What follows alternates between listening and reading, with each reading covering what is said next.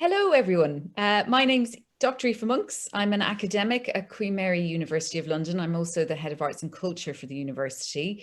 And so I'm thrilled to have been invited to chair this session on staying resilient today. Thank you all so much for joining us. I'm going to say something very briefly about resilience before introducing our fantastic panel. But I wanted to start just by encouraging you all to begin to add the thoughts and questions you'd like to contribute. So what would you like to find out? What kinds of advice or insight would you find useful? We'd like to use those questions to guide us for the rest of the day. So please feel free to keep adding them now on Slido. Don't feel like you're being rude, because of course we can't see you doing it. So it'd be great to pool those questions and also maybe give us a sense of who you are. So what's your context? What are you coming to this discussion from and with? Also, what have your experiences been, and what kinds of insight or advice would you like to offer us? So please do contribute those questions, and I'll have a look at them and help to sort of shape the conversation that we then have with the panel. So before we move to introducing each speaker, I just wanted to raise some thoughts or questions about the question of resilience and to think about what that word might mean to us. It's a term that's become very current in medical thinking around well-being, and of course is actually part of the structures of the idea of social prescribing, which uses art practices as a means through which resilience can be kind of, can develop and can thrive. One of the key traits of resilience in medical terms is in fact creativity, interestingly. So the ability to take risks, to experiment, to be curious, to solve problems in unexpected ways is actually seen as a feature of being resilient, which of course would suggest that artists should be good at that. However, what's very interesting when you do a search for research and literature on questions of resilience in the arts, you see a lot of papers written about using arts methodologies to promote resilience in others, in vulnerable groups, in young people. But there's far less literature on resilience in artists and art workers more widely. And it does raise the question, who cares for the artists? How do artists stay resilient, particularly in the face of such catastrophic moment like the coronavirus pandemic? And I think this then might raise some questions we might have where we might want to challenge the idea of resilience, where sometimes the concept starts to devolve to ideas of self-reliance and self-help, which became very current really in the past 10 to 15 years, aligned with the sort of positive thinking movement. The idea that huge structural issues, inequalities, can somehow be resolved simply through positive thinking and individual action. And we might then be very critical of the idea of resilience if it's a way to suggest that it's up to every individual artist and arts worker to somehow resolve huge catastrophic issues like the pandemic.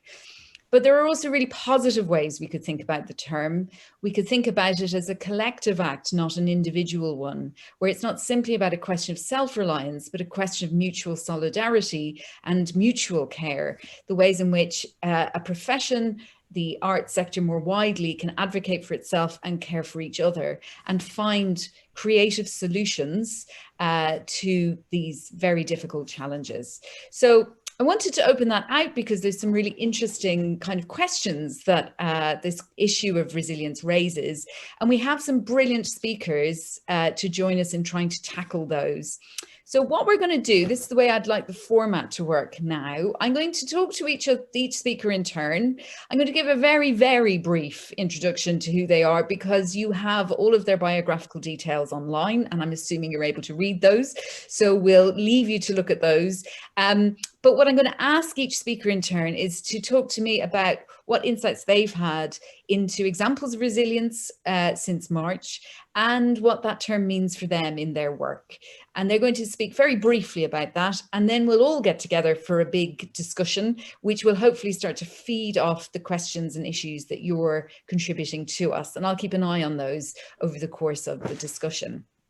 So I'm going to ask James to join me first, who's the Chief Executive of Help Musicians. James, let me ask you, very nice to meet you and thank you so much for joining us.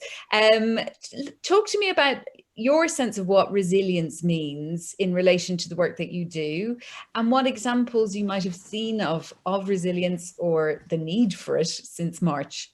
Yeah, no, great questions, and thank you for the privilege of going first. I'm not sure that's a good thing. It sounded like quite a philosophical question, and obviously I did what all good philosophers should do, and I Googled it, and read a lot of things like you that I think made me feel uncomfortable. Not only that resilience was some kind of, optimistic, positive thinking, but also that it might be a kind of stubborn strength that resists all things that are thrown at it, or that resilience might be something that avoids failure. Whereas actually, I think failure, trials, and traumas in life are unavoidable, and actually they help us build resilience. Suffering produces perseverance, and perseverance produces character. So the two little quotes I found that helped me get my head around what resilience really was first from I don't think a very well-known author, but he wrote this. He wrote, the oak fought the wind and was broken. The willow bent when it must and survived. And I love the idea of resilience being flexing what needs to flex in order to preserve what's most important. And then the other quote I read from a US writer called Elizabeth Edwards, she wrote, she stood in a storm, and when the wind did not blow her way, she adjusted her sails. And I think that idea of, you keep your mind fixed on the point on the horizon you'd like to get to, but you may well have to adapt how you get there in light of prevailing conditions. I think that kind of adaptability and flexibility is, I think, at the heart of resilience. And if you take that picture of the boat and actually picture it as a boat full of sailors, not just one lone sailor, I think that really plays into your comment around working together as a team. I'm not sure if that helps. It really does, Jen. Thank you so much. That's brilliant. And actually, just to come back to you about, I think what you've said there is so profound, that resilience can somehow be falsely imagined as a kind of absence of failure. It strikes me too that those ways in which it sometimes gets framed as the absence of any negative feeling. And I'm wondering almost where the space for grief or the kind of shared sense of difficulty might be necessary, rather than, like I say, the worry that sometimes positive thinking becomes this kind of means through which difficult experience gets avoided rather than acknowledged. That's a very long question. It's a really good point. And actually, I've got another quote here from Michelle Obama, actually. She simply wrote, "Grief and resilience live together." And so we shouldn't think that when life is tough, that's because we're not being resilient. I think surviving when life is tough is resilience, isn't it? So we mustn't get discouraged if being resilient is a tough thing. I think grief and resilience living together is such a brilliant way, actually, to think about the past 6-7 months. Thank you. That's such a great sort of start to thinking about this question. That's fantastic. Thank you, James. I'm going to turn to Lucy now, who's a vocal and performance coach and does work on well-being in the music profession. Lucy, would you like to give us your sense of what resilience means and your sense of it since March? So thank you very much for having me, Aoife. It's a real pleasure to be here. Just to say, I love those quotes that James just gave us. I think it makes it a very human thing when sometimes it's very easy to just go to definitions, as you say, from academic literature, which was what I did. And it feels a slightly drier approach to James's. But obviously, Aoife, as you said, we've got personal resilience, we've got collective resilience, and there are so many different definitions. But to me, they all seem to centre around the idea that we are able to cope and to stay healthy throughout periods of prolonged stress and also after periods of stress. But to me, resilience is very much linked up with stress, coping, support and well-being. And I think how we cope with stress, I think, is something that is sometimes not that discussed. I mean, personally, when I'm going through a very difficult time, I tend to shut down, which is not a helpful way of coping. And actually that can lead to further problems down the line.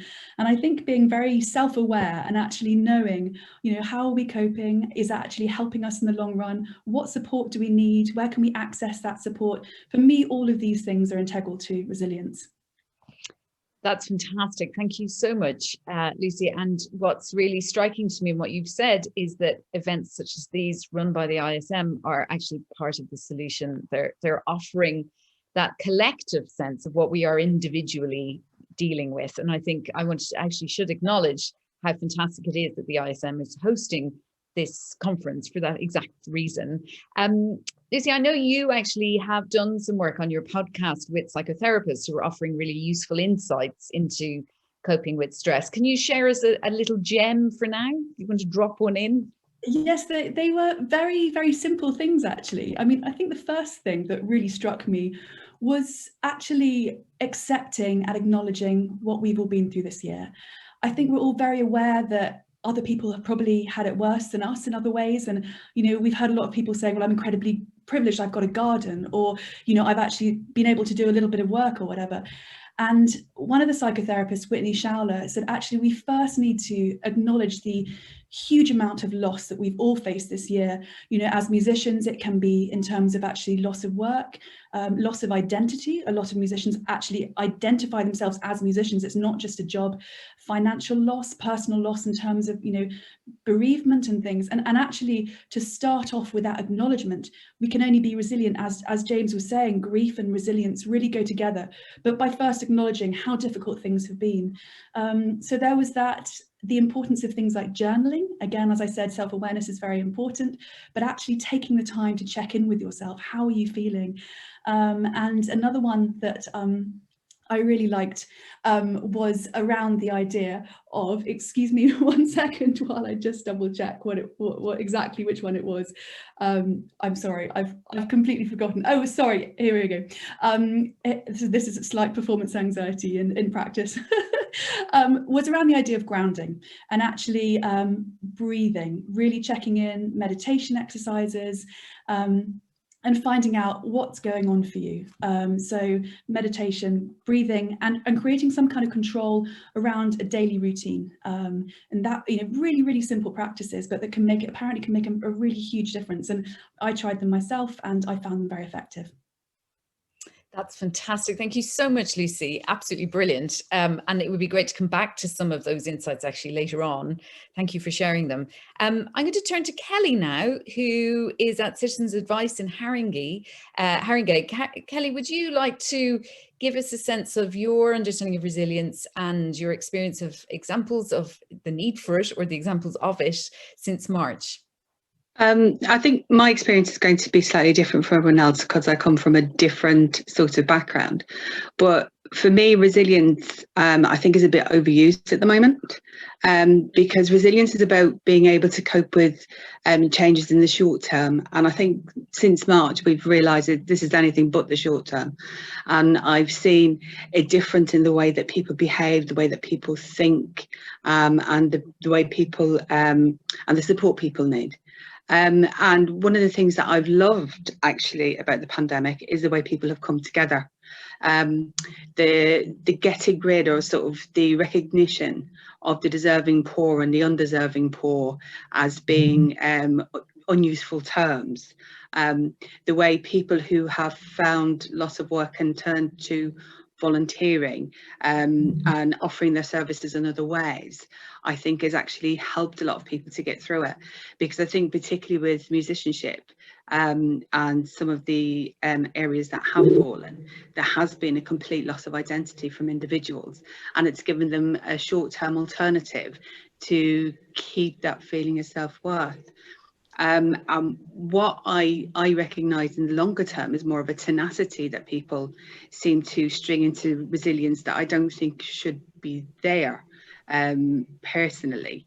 So, and I think for me it's useful to separate out the two and to know that we all need extra support during this time because it's an extra particularly difficult period, but there's nothing wrong with getting help whether we're going through a pandemic or we're not. Fantastic. Thank you, Kellie. What a fantastic insight. And I think what you're distinguishing there around short-term and long-term survival, I think is really, really key. It makes me think a bit about the ways that we all, I think lots of us at least, imagined in March that it would all be done by June. So we were all sort of hunkering down and, you know, talking about making banana bread, and then the discovery or the slow realization that this was long term actually really shifted people's survival strategies. So that would be a really interesting question to ask. I suppose the other issue that you raise actually is something about long-term resetting, because what you're really referring to there, I think, is inequality and the ways in which there were problems that existed before the pandemic that seem to have become really acute and explicit now. So that's a really interesting issue, I think, to think about together. Thank you. That's brilliant. I'm going to turn to Jeremy now, who's the president of ISM and baritone, and has also recently returned from the United States. So he's in fact in isolation while he talks to us. So thank you, Jeremy. Tell us, Jeremy, what your sense of the term resilience is and any sense of examples of it since March. I can identify with Lucy. Certainly, I am a musician and everything about me is to do with music. I could not be a musician. And resilient, I've always considered myself to be a resilient person. I had to be as a solo performer. I've been a solo performer for nearly 30 years. And I need strength, I need courage, I need determination, and I need, above all, focus. And I think during the pandemic, as we heard from Kellie, there is that difference between short-term and long-term resilience. And of course, it has not been easy, but I have managed to adapt and I have found new opportunities. So, Jeremy, what's really interesting is a question has just come in from the audience, which I can now ask you, which is brilliant. It's very well timed. So thank you again to the audience. Please do keep sending them in. I feel slightly like I'm on the shopping channel, but I really want to encourage you to contribute to the conversation as we go along. So the question is how musicians have dealt with the stresses of not being able to play or teach, and what it feels like not to be able to practice your art. Now, I'm sure you have actually been playing, in performing, but what have you done to be able to cope with that absence? Well, it was a terrible thing to begin with. First of all, my work disappeared for, well, the first month disappeared. I actually went to the United States and little by little it all disappeared, and I spent a month in the States back in March and April doing nothing except enjoying the fine weather, of course. Then I came back and I had nothing, but I was determined to carry on practicing every day because I had not been singing very much in the States at all. I've been having a little holiday, as I said, but it's important for all musicians and perhaps especially singers, because we are like athletes, and if we don't sing, it all turns to mush. And so I did practice every day, just a little bit, and in fact my technique got better. And I went back and I practiced early Italian songs every day, things that I started singing right at the beginning of my career. But then opportunities did arise, albeit virtual, and through grants and through sponsorship and through in-kind provision, I was able to start recording. And for those of you who saw the recording, which was posted in this conference about an hour or so ago, that was recorded in June through the medium of several grants, sponsorship, and in-kind sponsorship. Now, that gave me such a feeling of gladness to be singing again in June when I had not sung since February. And I was determined to carry on, and I have carried on. I've just come back from the States, as you said, where I have spent a very, very busy 2 months recording and performing to empty halls. So that raises, of course, the interesting question of even when practice becomes possible, it's in very different circumstances. The loss of audience actually is another kind of loss, isn't it? That shapes practice. So that's really interesting. We should return to that, I think. Thank you so much, Jeremy. I wonder, could I turn now to Catriona, our final speaker, who I think will pick up very much on what Jeremy's been talking about. She's a violinist and composer. Catriona, can you tell us your sense of the word resilience and how you've seen that play out since March? Yes, hi everyone, and thanks so much to ISM for having me. What a brilliant event. So yes, resilience, I think, is something that we musicians all have a hefty dollop of anyway, as Jeremy mentioned there. It's the kind of career that you wouldn't really think about doing unless you can't imagine yourself doing anything else. And I think a great test in whether that is the career for you is whether you are prepared to put yourself through the ups and downs that come with building your resilience. Because I mean, even getting through music college, that you're going to come out pretty resilient. So for me, I think 2020 has given us all a chance to grow our resilience toolbox, and we're used to finding ways to keep our career going anyway in normal times, but through this time we've really had to bring that innovation and initiative more than ever. Can you give me some examples, Catriona, of that innovation and initiative? So what have you witnessed people doing to cope? Well, I mean, from my own perspective and my colleagues and friends, I guess we've just, at first, like Jeremy said, all our work was just gone. And it was like, what do we do? But personally, I am really lucky because I've got a colleague, Esther, Esther Swift, who I work with in our group 12th Day. And we put our heads together very early on and said, right, what can we do to turn this into a positive? You know, how can we use this time? Because we're never going to get this much time at home ever again. So we started doing various things. We started a podcast. We started a Patreon page. We started doing little gigs online and stuff like that. And it has actually been incredible to see from the artistic community all of the innovation and all of the amazing ideas that people have had to keep themselves busy and to keep their audiences engaged. Brilliant. Thank you, Catriona. What's so interesting, what you say about an artist having to be resilient anyway in order to forge a career, I think is so interesting, because are there ways in which that idea of resilience actually enables people to be kept in a state of precariousness where they don't have any kind of security, where it's assumed that they will just keep coping no matter what gets thrown at them? And how might we push back at that while at the same time really recognizing those amazing kind of emotional skills, reserves of resilience that musicians and other kinds of artists own? There's a really interesting kind of challenge there where we don't want to perhaps get too invested in the idea that artists can cope with whatever is required of them, so that we can also push back at practices which are unfair or exploitative. I'm very struck by the story that just emerged in the media that a group of musicians playing for Strictly were being asked to work for free by the BBC on the basis of that amazing fantasy of exposure, for example. So how much does resilience sort of become a way in which not paying people becomes justified? So it's a really interesting kind of tension there, isn't there? Thank you all so much to the speakers. This is a great start. And again, I will encourage the audience to keep adding their thoughts and questions to the speakers, whether they are very practical ones or wider, sort of more philosophical ones.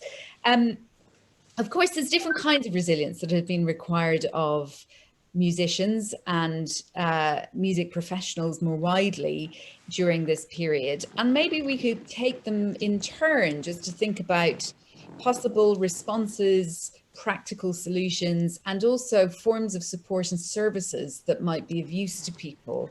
So the first sort of challenge, I suppose, and Jeremy really raised this, is the kind of physical challenges of pandemic, where musicians aren't able to practice, where voices go to mush, as you put it, Jeremy. What are the forms of support? There is also, of course, the actual physical challenge of remote working, which we're all enacting right now, staring at screens, stuck in chairs, which is doing our backs and our necks no good. So I wonder, could I ask the panel to make suggestions to the viewers about sources of support, practices of support, practical solutions that might be of help? So please jump in with anything you can think of. Something that I've really noticed being off the road for so long is how we musicians we rely so heavily on connection with each other to stay inspired, but also to stay resilient. I think things that we just take for granted all the time, in my case, because I tour a lot, it's gigs, traveling, and through that meeting new people all the time, and how much that feeds you, and then how much that feeds into your work. I think it's been a big realization, and I've been lucky to be part of a couple of projects during lockdown where we've had the opportunity to connect with other artists around the world, and that's just been totally invaluable, just to connect with people who are going through the exact same thing, who you didn't know before and are going through the exact same thing, and you're able to pool your experiences and just give each other strength, and it also gives the day some focus as well. So I'd say a really good thing to do is just to try and make new connections any way you can, even though it's really challenging at this time not being able to go out. Lucy. I'd like to give a shout out to BAPAM's Healthy Practice Sessions. For anyone who doesn't know, BAPAM is the British Association of Performing Arts Medicine, and throughout the period of this year, they've had weekly check-in sessions with musicians on lots of different topics, and it's been the most amazing place of community for musicians to come every week and check in with various aspects of things they're finding hard. And these ranged from everything to physical health, as you said. So I think Sarah Upjohn was talking about physiotherapy. I did one on vocal health and also one on creativity. I think Richard Morrison wrote a brilliant article in the Times earlier this year saying, it's not a sign of weakness to not be able to work right now. I think some people were able to use the time effectively, but a lot of people were very frustrated that they were at home and they couldn't write and they couldn't use the time effectively. I mean, I was writing a book in lockdown, and there were many days where I was staring at a screen going, why can't I write? And he had a lovely quote saying, we revert to instinctive survival thinking, suspending creative processes. So in these weekly support sessions, there was a really great sense of community building. So I'd highly recommend anybody who is looking to try and make new connections and actually just check in, have a look at BAPAM, and they're going to continue into next year, and they're really, really great support. Brilliant. Thank you, Lucy. James. Yeah, if I can add on that. Well, firstly, BAPAM are a great organisation, and there's all sorts of resources on their website that are fascinating to read. Although touring isn't relevant to the vast majority of musicians at the moment, when BAPAM did some work on creating a healthy touring checklist, what it showed is that there are some very small but important intentional things you can look out for to help manage your physical health that are very easy to do. So, for example, a good diet is actually usually cheap for a start. It's a good diet isn't expensive, but maintaining a healthy diet is a very good thing. Maintaining a sleep pattern, no blue screens before you go to bed, a wind down routine that you do each day, each night will help you sleep. And also, I mean, just a personal thing, I've become very conscious of, I'm in different states at different times of the day. I have times when I feel full of energy, times when I feel lethargic. And I've taken to planning my day much more to suit the kind of state I'm going to be in.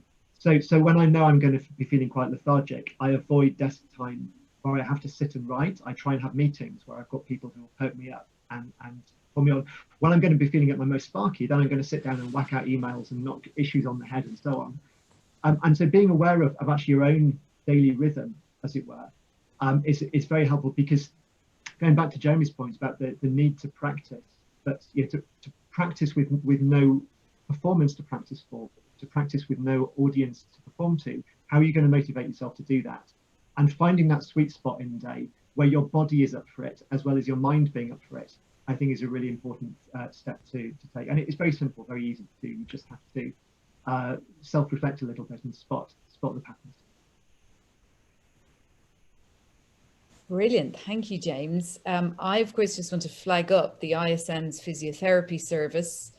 which is one of the kind of very practical places that musicians can go to for physical support around, physical injury or rehabilitation. And Lucy's also mentioned some really important support services. Are there any others that the speakers would suggest around physical practice and physical health that you're aware of? Well, sorry to butt in again. I should probably say if you have your bigger, longer term health issues, help musicians, we have a casework team and we'd love to hear from you and work out how we can help. We often usually work with BAPAN. So it will start with a referral to them, and they have a network of specialists who not only understand their medicine, but also understands what it is to be a musician and the very specific injuries and things that musicians have. So do contact our frontline team, who will pass you on to a caseworker if there's that kind of longer term support that you need. But I would also endorse the ISM services. If you're an ISM member, there's some wonderful resources that they make available to you. Thank you. That's fantastic. We have a question around financial support, which we might turn to next. So the question is that many musicians have been excluded from government financial support. So if someone is facing financial hardship, where can they go?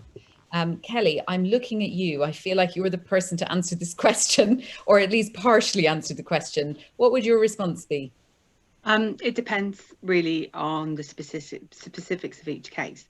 But there's a lot of support and grants available and help from different charities and organisations like the Musicians Union that you can tap into. Far too many for me to go through here.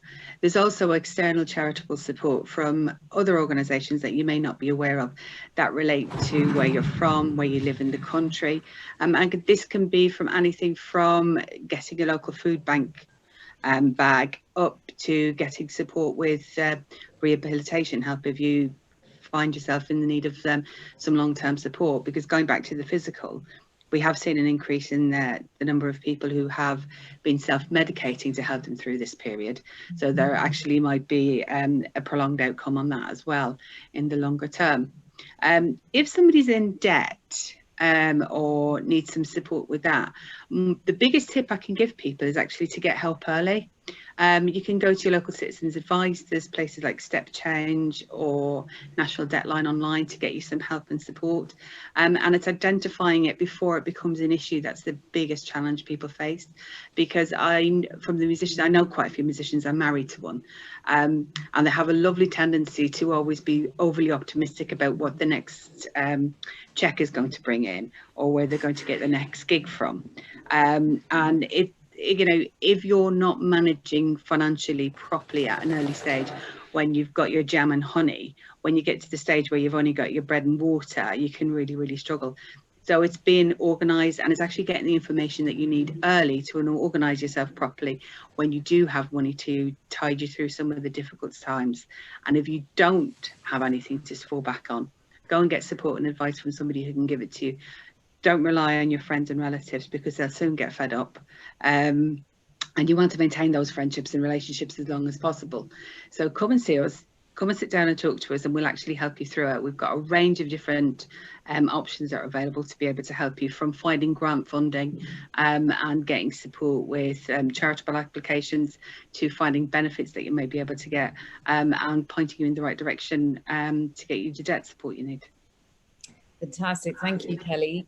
James, I'm going to call on you 1 second. I'm just going to do a tiny, I'm just going to say a tiny thing, which is that Queen Mary actually has a free legal advice centre, which is trained up to offer free legal advice on universal credit applications and other welfare concerns, as well as actually creative industries law advice. So if anybody has been turned down for universal credit and would like support in kind of making a case, we have a legal team who can do that for free for you. So that's just worth plugging as a service that is open to everybody in the arts.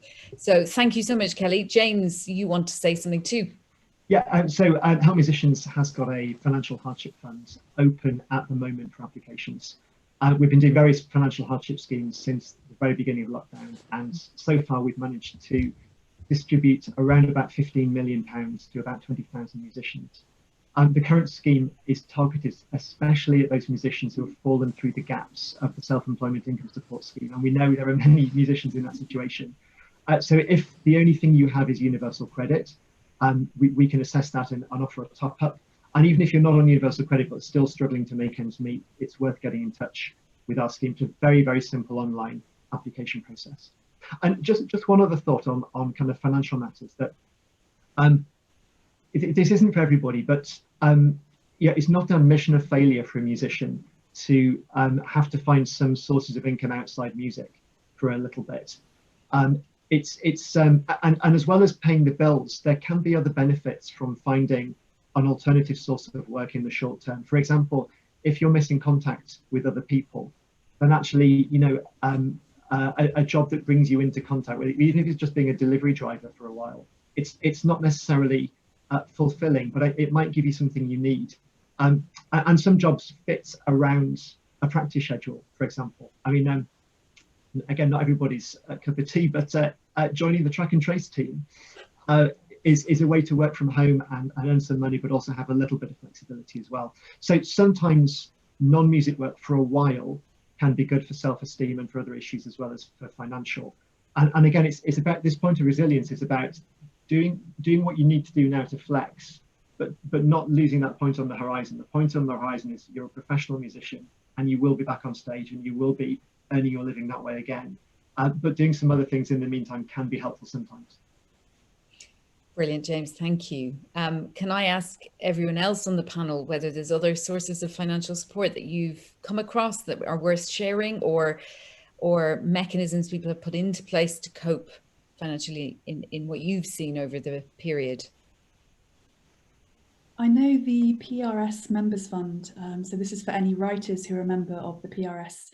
They offer, I think they also have a financial hardship fund, and they offer help with winter heating bills, and they also have a special house that people can access if they're struggling with housing issues. But check out the PRS Members Fund, and I think, sorry if James already mentioned this, but I think James was instrumental in setting up, am I right, the Corona Musicians.info, which is like a central hub for all the different places that you can go for support. So I think that's a really good place to start. Brilliant. Catriona? Well, I guess this is a small thing, but we've been, in my group, 12th Day, we've been innovating a way about how we can build a sustainable income for the time being when we're not on the road, but also for the long term, because this is such a changing industry, and we're always trying to get the right balance in our lives of how much we're away on tour and how much we're at home, processing all of our experiences and preparing and writing for the next things. So we were toying with the idea before coronavirus to start a Patreon page. If anyone hasn't, I'm sure everyone's heard of Patreon now because it's pretty big, but it's like a subscription service where you can ask your fans to pledge a certain amount of money every month, and then in return they get rewards and exclusive content. So we were kind of worried before, we were a bit apprehensive about doing it beforehand because we thought, oh, you know, we might end up spending our whole lives on our computers creating content, you know, on iMovie. And then, so then when we found ourselves doing that anyway, we thought, why not? No, it's been such a lovely thing to connect with our audience. So not only are you managing to build up a wee bit of an income through this time off the road, it's also a lovely excuse just to connect with people who you might know slightly just from seeing them at gigs every so often, but just getting to know them a bit more and just getting their feedback on your work. We've just loved that, and it's a great way just to earn a wee bit of income too. Kellie? Sorry, just one thing Catriona raised, and it sort of struck with me. One of the common themes that I've found when I'm speaking to musicians is that they don't always value their work and the hours that they put in, particularly the rehearsal time. If I was to do a job and was prepping for it for an hour, I'd expect to be paid for that hour. And I think it's really, really important that when you're actually judging the cost and the value of what you do, that you put a proper financial value on all of it and not just the bit where you're standing on a stage somewhere. And one of the things I'd like to say, I mean, I know it's widespread within the musicians themselves, but what I would really love to see is a campaign actually telling the wider public, so that you're not getting people phoning you up or sending you a message on Instagram and saying, oh, can you do a quick recording of this, of me, of you singing that song because I want it for my wedding, and not expecting to have to pay a reasonable price for it. And I think that kind of financial resilience, I think, needs to be built into the industry, but you need to get the message out wider. I only know because I'm married to a musician. I wouldn't even know about it otherwise. I would just think, oh, you're singing for 2 minutes, why are you charging me 25 quid? So please publicise it more and be more vocal about the value of what you bring. It's such a difficult message to put across without sounding, you always feel like you're sounding kind of demanding or on your high horse or whatever, if it's somebody who has no idea about your industry. Yeah. But I'd say this time has given us a really good opportunity to learn, or just to be aware and observe how much time things take, because for once in our whole lives we have a routine, which has been quite interesting to experience, you know, going to bed and getting up at the same time every day for such a long period of time. And for me, I really have benefited from having that routine. I think it gives the day structure and stops you from feeling like you're just floating around for months on end. But we've also started, might seem quite nerdy and boring, but we've started doing timesheets for both my groups, actually, just to make sure that we're all spending similar amounts of time on things, and B, just to see how long things actually take, because it's really easy to say, yeah, I'll do that, I can do that by next week, and then not actually thinking about how much time that task is going to take beside everything else that you've got to do. And for me, that's been quite eye-opening, just to really be aware how much is involved in being able to stand up on stage and do your thing. There's so much kind of background work which people don't see. It's so interesting, this conversation, because what it's striking me is that I think there is a widespread debate going on in the art sector more broadly beyond music, around whether the pandemic has become an opportunity for a kind of reset to tackle some of those questions that have been a problem long before the pandemic hit, around the ways in which artists and arts workers aren't properly compensated for their time, the ways in which selling music, for example, doesn't really bring in any income, you know, the Spotify problem, the whole issue of the way in which arts work is valued or isn't valued as work at all. And so even this issue around financial the government financial support not really reaching lots and lots of people working in the arts, it suggests that there's actually a really profound misunderstanding about the nature of this work, of work patterns, of the ways in which people move in between being PAYE workers and self-employed, that they don't fit neatly into the categories which the financial support scheme has sort of established. So it's an interesting question, what the challenge of how to explain the nature of that work and advocate for it so that it can be better supported and remunerated. It's an interesting moment in which that challenge seems to be particularly acute. I've just actually had a question for Catriona to talk about how the timesheet works.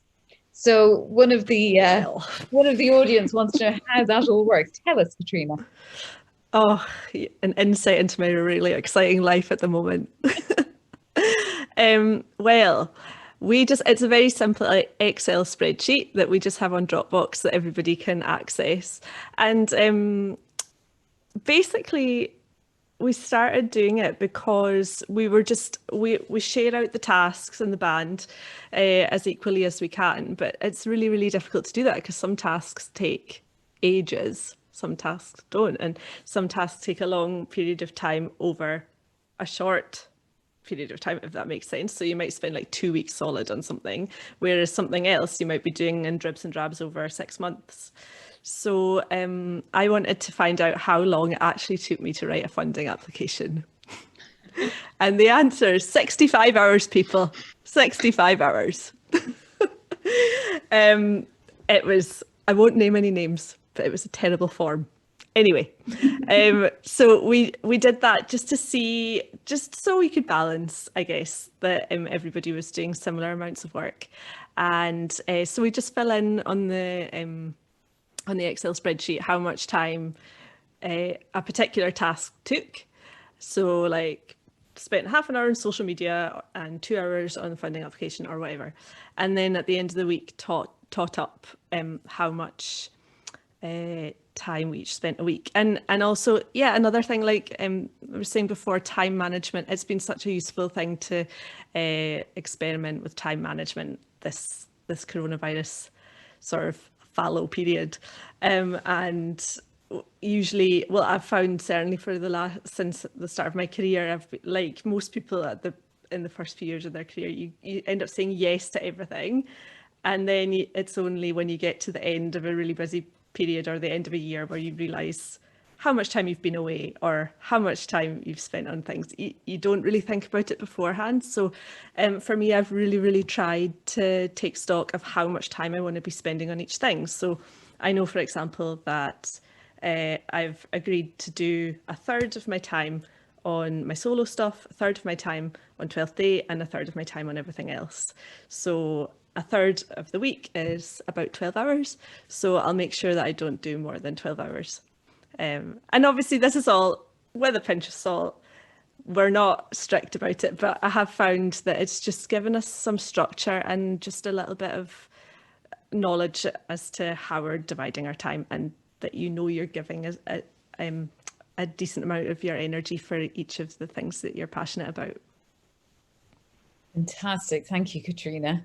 I wonder, could we move to the question of sort of mental resilience, which I think we've all already touched on, but it might be worth revisiting that question. We've had a question from the audience to ask about the fact that we all know about the importance of routine sleep, food, but they're really struggling to put this into action, which probably also really feels familiar to us all.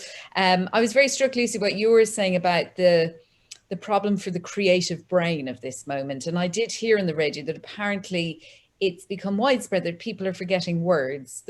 I thought it was just me, but it appears to be something that everybody's struggling with, which presumably is to do with a sort of low grade level of stress that's there all the time and is taking up brain room almost. And that does raise the question of how do we implement positive behaviors to help ourselves? And also perhaps I could ask, how do we carve out spaces to be creative in moments of acute stress like these, because stress really mitigates against creativity, and a loss of connection also probably does if we're used to collaborating. How do we remain creative when we're more solitary or isolated?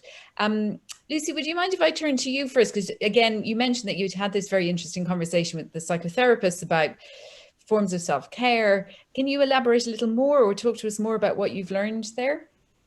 Yeah, sure. And I think your question about, how do we stay creative in amongst all the stress? I mean, if I had a concrete answer, oh, I wish I did. But I think going back to what you were saying about this low level of stress and first of all, healthy behaviors, I think we've heard so much about people not being able to sleep properly, crazy dreams. There was a really interesting thing where Ocado looked at people's buying habits in the first lockdown, and they found that initially we were stockpiling lirol and pasta, and then it started going into the baking phase, and now apparently we're into alcohol. We're just letting it go now.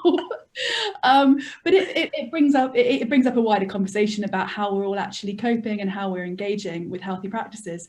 And this comes down to the individual level. I've really struggled too. And I think there was also a question as well about motivation, how do you create, how do you stay healthy, and how do you carry on with work at the moment? So many people I've spoken to have actually said they're even thinking about changing what they do because they have lost motivation so badly that they're actually questioning, big life choices. I'm a huge fan personally, and obviously with the people that I've worked with have advocated for this, of goal setting. And actually, I think a lot of us started 2020 and were very clear about what we wanted to achieve. And I think when March and April came around and those things either became too much or just completely impossible, and how could you tour? Maybe releasing has completely changed. How your strategy for this year, constantly checking in, where are you? Do you need to change your goals? And even if, you know, a goal can be something so small, like, okay, I'm going to do 2,000 steps a day. And if I do 2,000 steps a day, I'm going to reward myself with maybe that Netflix box set or whatever. But I personally find that can really, really help, especially with big work tasks as well, when actually you're struggling to cope and you just think this is too overwhelming, and you chunk it right down and you say, you know, how can I do 15 minutes today or whatever? But I do think that the goal setting can really, really help with motivation and can help with healthy practices.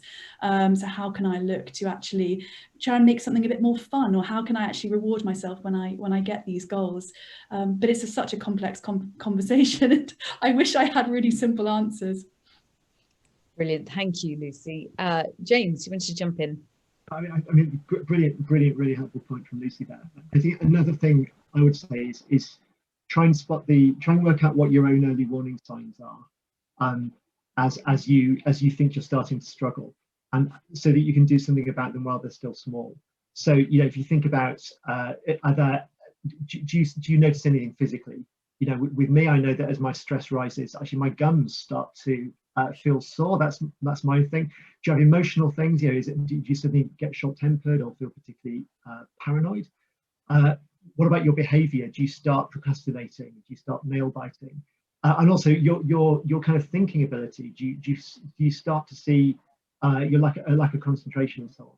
And when you see these little signs, there are smaller things you can do to try and counteract them before they become big.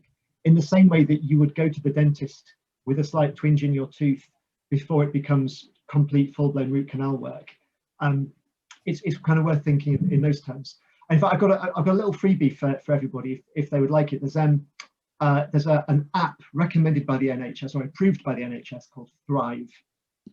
It's not for everybody. It's not for everybody's taste. But what it does, it helps you monitor your own mental well-being as the days go on. And if it spots telltale signs in terms of what you're telling the app, it comes back at you with some suggestions of what you might do to change your behavior. You can download the app. Normally, to activate it, there's a fee to pay, but I've got a free code. So if you download the Thrive app from any, you know, a web store type place that you normally go to, and then put in the code Help Your Musicians 20, the 20, not the words. So all in capitals, Help Musicians 20. You get free access to the app. And for some people, it's been very, very helpful, just in terms of highlighting to them things they hadn't even started to notice about their own deterioration, and giving them little tips to then turn it around before it becomes much worse. James, could you tell us more about the Musicians Music Minds Matter service? I know that's also a support service that you offer. Could you tell us a bit more about what you do there? Yeah, very, very happy to. And actually, as well, yeah, if you're an ISM member, they offer a very similar service. So Music Minds Matter is a 24/7 phone line. It's open all year. And when you ring, you immediately speak to a trained counsellor and you have a therapeutic conversation. So the immediate calling of that line brings you kind of some relief, hopefully, in that conversation. And certainly on our line, and I'm sure on ISMs as well, the counsellors understand a little bit of what it is to work as a musician. They understand the industry and the specific pressures you're under. Through Music Minds Matter as well, we can refer you on to more in-depth courses of counselling and other therapies if that's the right thing. And for us, we work through BAPAM again, and they help us with the referral piece. And again, you know, whether it's that line or ISMs or any other, bring it when you feel the first twinge that something isn't quite right. Because what you never hear when you ring up one of those phone lines is, oh, pull yourself together, or a lot of people have it much worse, or I don't know why you're bothering me with this. It just never happens. What you get are people who really understand and know how to point you back in the right direction and move you on, or know how to send you to much more significant help if that's what you need at the time. So it's always worth ringing. Music Minds Matter, it's there on it has its own website and a phone number and everything else. And I'd encourage people to ring it at the earliest. Fantastic. Thank you, James. Jeremy, I wonder if you could also tell us about the ISM's support around mental health and mental well-being, given your role with the ISM. So can you talk to us about what the ISM offers? Well, we have of course, a 24-hour counselling line, but we also have face-to-face counselling sessions, which we started, well, only quite recently in the last year, which have been incredibly helpful. And of course, when we decided to enable face-to-face counselling, we didn't know that a pandemic was round the corner. And so this has been taken up greatly. And so really, if anybody has any mental health problems whatsoever, they should contact the ISM as first port of call. But like my colleague here, I found that having a rhythm to the day and a schedule was very, very important to me. I've always been freelance for nearly 30 years, and so one day is not the same as the other, usually. But when I came back from America in April, suddenly I was at home for months on end. I had never, ever in 30 years been at home for that length of time. And so I did the same things at the same time every day. And one of those things was exercise, because I heard my second day in the States, actually back in March, I was in the gym when it was announced on the television that the gyms would close at 6 p.m. for the rest of the month. And so the very next day, I signed up for an online fitness course, which I'm still doing to this day. And at the moment, I can't go out because I'm in self-isolation, having returned home from the States again 10 days ago. I just can't leave the house. And so it's very important that I carry on with my physical exercise. And it is important that we all have physical exercise, of course. And this is so much more difficult in the winter months in this country of ours, where it's rather cold. And so I urge people to investigate what is online. And if you don't like working out or the thought of exercise, or if it horrifies you, well, you might be surprised that some of the exercises are very simple and you can try something really low grade, and it will improve your flexibility. It will improve your breathing. And I always think that as long as I can still keep singing, I know that I do not have the virus. Because I can still breathe. What a fantastic test. We should be sharing that with the NHS, I think. Jeremy, can I actually ask you a question that's come in from the audience as well, which is that you mentioned previously that you'd developed certain work out of grants and sponsorship, and the audience would like to know about those sources, just if you could share where those have come from. Yes, of course. Ever since I was at university, I have been writing grant applications. And when I say I've been writing grant applications, I mean for other people, because I started commissioning composers at the age of 21. And the first composer I approached was Alan Hodinott, who was the preeminent Welsh composer at the time, and he accepted. And 100 compositions later and 100 commissions later, those grant applications are still churning. And I have been on many boards since my 20s. I'm on about 7 boards now. I have been interested in all of the arts. I'm on a board of a museum, on many musical boards, of course. I was on a dance company board for many years. I am an art auctioneer, but only for charity. I've raised hundreds of thousands of pounds for charities by selling works of art, which is passion of mine. And James mentioned that, yes, why not take a job as a delivery driver? That's all very well, and yeah, it's a good idea. But I, as a young person, decided that I would never do anything for money that was not related to the arts. And to that day, I have upheld that. And it has meant that I have stayed true to my profession. And of course, music is connected to all of the arts, and singing especially is, because without words, poetry, text, prose, we have no music to sing. Coming back to grants, this year I have found that there are more grant opportunities than ever. And this may surprise many of you.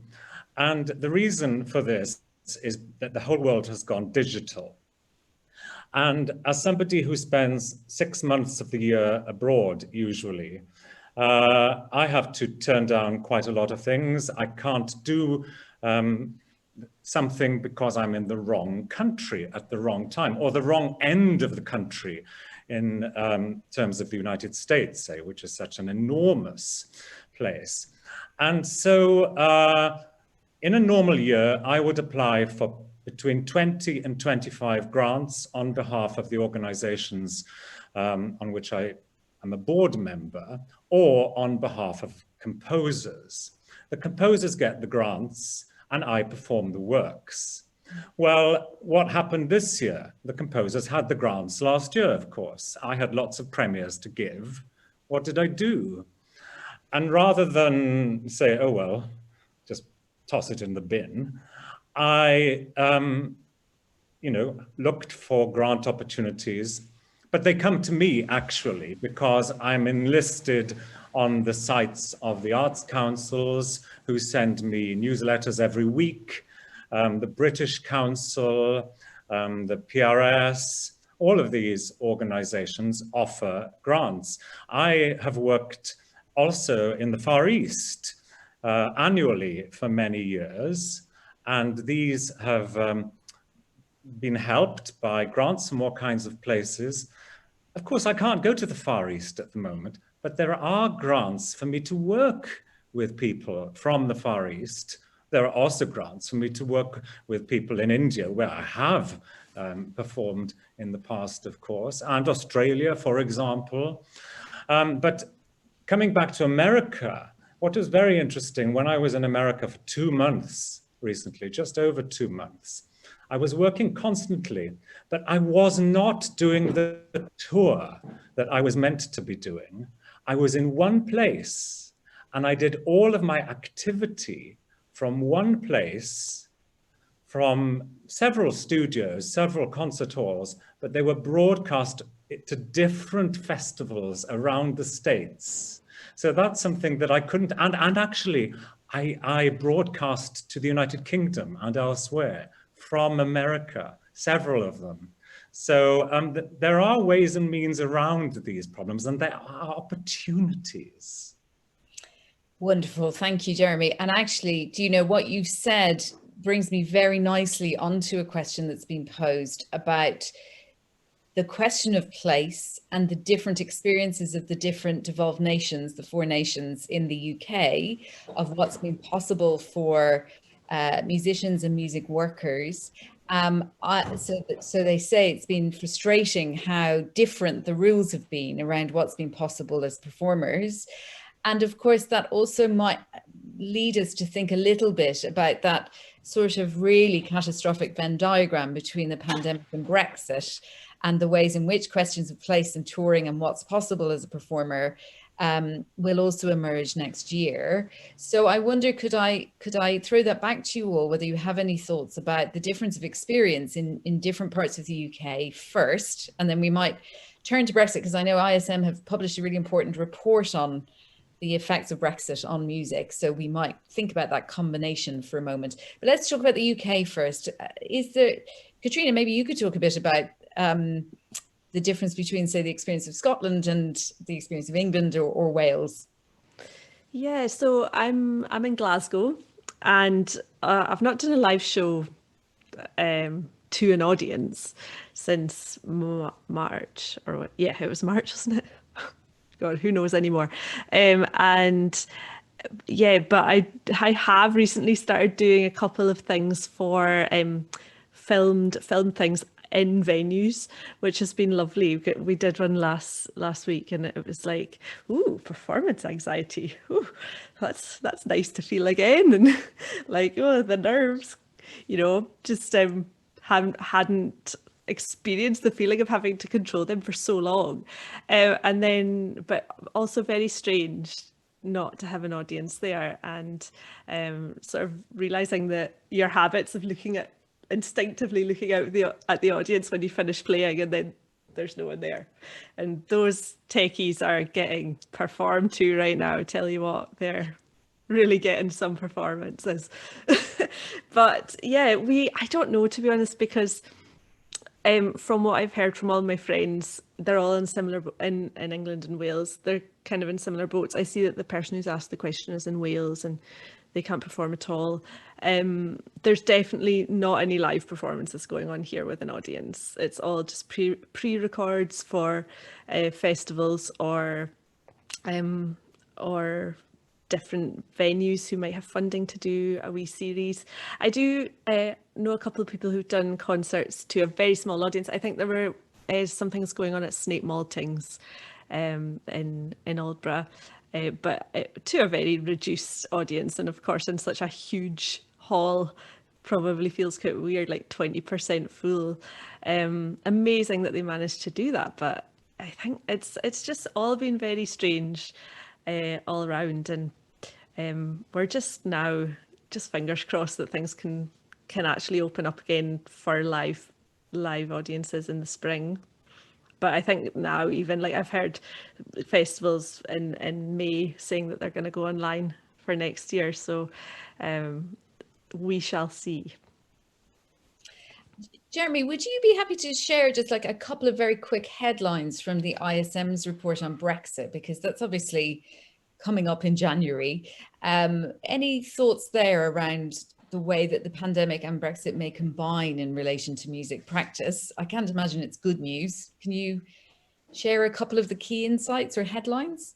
Well, we're very worried about the effect this is going to have on musicians traveling to Europe, of course. And as somebody who is well used to traveling to all parts of the globe, I know about the challenges of visas. And in fact, getting into the States this time was not easy at all. And I had to spend 14 days outside of the UK in order to be admitted, even though I have all kinds of marvelous paperwork. And so I decided to go to Jamaica. Now, that is not easy for everybody, and you can't do that if you just want to go to Paris for the weekend to play a concert. So there will be many difficulties. There will be, if you are playing an instrument, thankfully I am not, but you will almost certainly have expenses. There will be the health expenses, because the EHIC comes to an end at the end of the year. If you want to drive on the continent, of course, you will need a separate license.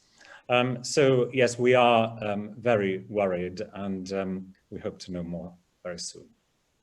Thank you, Jeremy. That's really useful. James, did you want to jump in there? Yeah, I mean, not to stir the Brexit debate, although I totally agree with everything ISM have written and said about it. I think one thing that strikes me is whatever your view on the impact Brexit will have, and whatever your view of even when live music will return on scale in the UK, I think one of the messages is that the musicians should be doing whatever they can to prepare for that. Because even if we weren't concerned about Brexit, and we did think that the return of live music was just around the corner, as Catriona said, it brings its own issues. It brings performance anxiety back, and I suspect many musicians who haven't performed for a long time may well feel performance anxiety in a way they've not felt it before.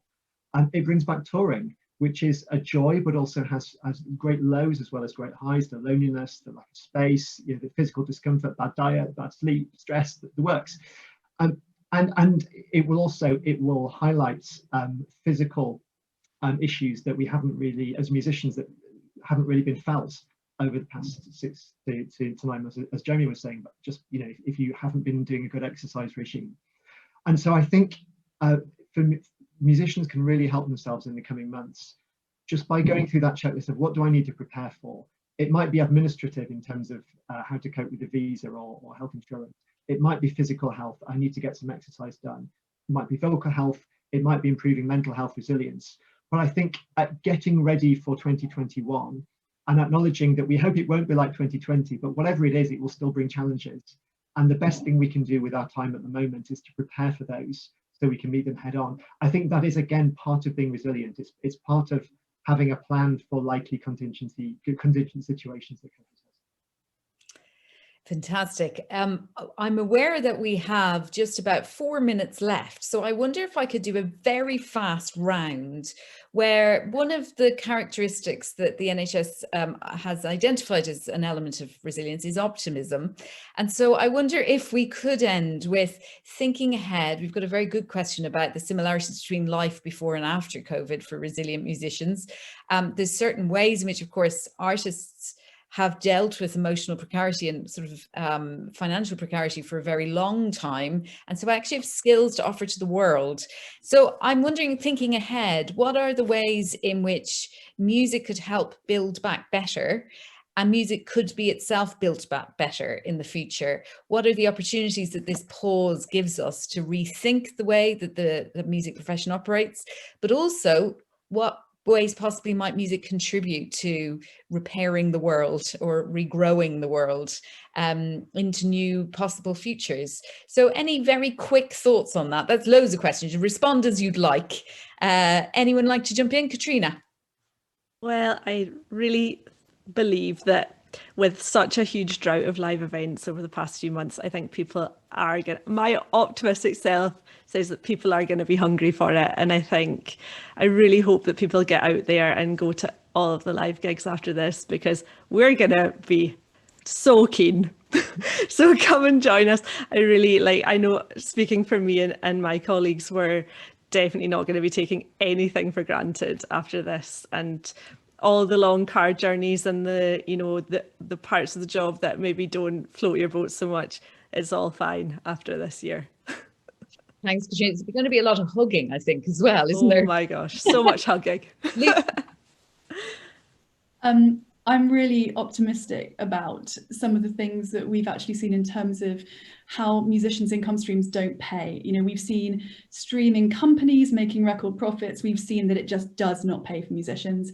There's obviously currently an inquiry at the DCMS at the moment. I'm really hopeful that that's going to make some kind of change, but I think it has highlighted where the gaps are and where, you know, how valuable music is, but actually how we do need to value the musicians and the music industry, because it is a viable industry. It makes huge amounts of money for the economy, and hopefully we can look at ways that actually that income stream can actually be restored to a much more significant position than it is at the moment. Brilliant, thank you. Kellie, very quick. Very, very quick. As a non-musician, what I'm really looking for is actually seeing the output from all of this enclosed time has given the musicians. I'm really, really looking forward to seeing what you've created in this time. I'm going to have to, Jeremy and James, do you want to say like 2 words each, just to be, yeah, James? Just, I think, as well as everyone being desperate to go to live music again, I think the pandemic has reminded the entire nation just how important music is to our lives. It's calmed our souls and it's lifted our spirits just when we've needed it. And I think there is a love of music greater than ever before. Completely right. Jeremy? I'm looking forward to hearing music by the youngest generation of professional musicians who were hoping to have sprung on the world this summer and were unable to do so. So stay resilient.